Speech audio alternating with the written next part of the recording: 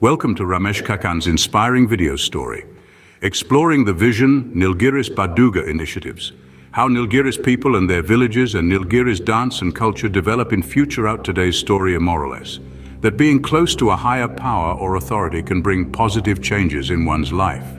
It encourages devotion and the recognition of the benefits that come from aligning oneself with something greater, in this case symbolized by the king and later associated with the devotion to God. King and Brahmin story, get closer to God, Brahmin and Seth, royal court, king's chariot, proximity to Supreme Father, worship of God, motivational story, devotion to God, God stories, short story for adults. Today's undiscovered question, how to get close to God. We will see the answer at end of the video. Today's story. Have you ever wondered what the proximity to power could bring to one? Let's uncover this through an intriguing tale that happened years ago. Once upon a time in a small village lived a poor Brahmin. He had a daughter whom he adored and had been saving money for her marriage. With no place safe enough at home, he approached a Seth, a moneylender, and entrusted him with the money. There was no written agreement, only trust. Years passed, and the time came for his daughter to get married. The Brahmin went back to the Seth to collect his money. However, the Seth, seeing an opportunity to exploit the situation, denied any knowledge of the money.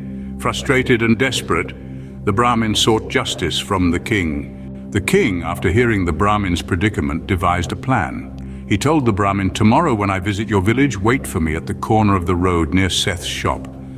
As planned, the next day, the king's chariot approached the corner where the Brahmin was waiting. Upon spotting him, the king invited the Brahmin to join him on his chariot. The Seth, watching from a distance, was taken aback at the sight of the Brahmin in such close company with the king. Fear crept in as he pondered on what the Brahmin might tell the king about him.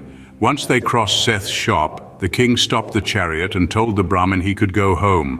That same evening, the Seth, filled with fear and remorse, returned the money with interest to the Brahmin and apologized for his deceit.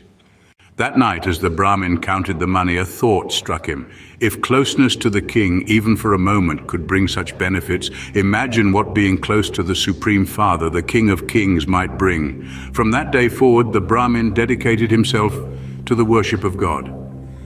In this tale, we are reminded of the power of proximity and the influence it can wield. But most importantly, it tells us about the divine benefits that proximity to the ultimate power God can bring. It's a call to reflect on our devotion and closeness to the divine power that governs us all.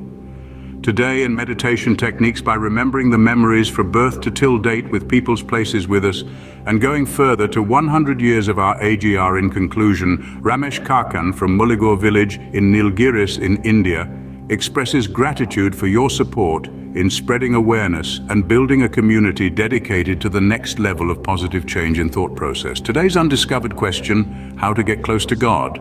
There may be many, but the easiest is practicing meditation, we believe.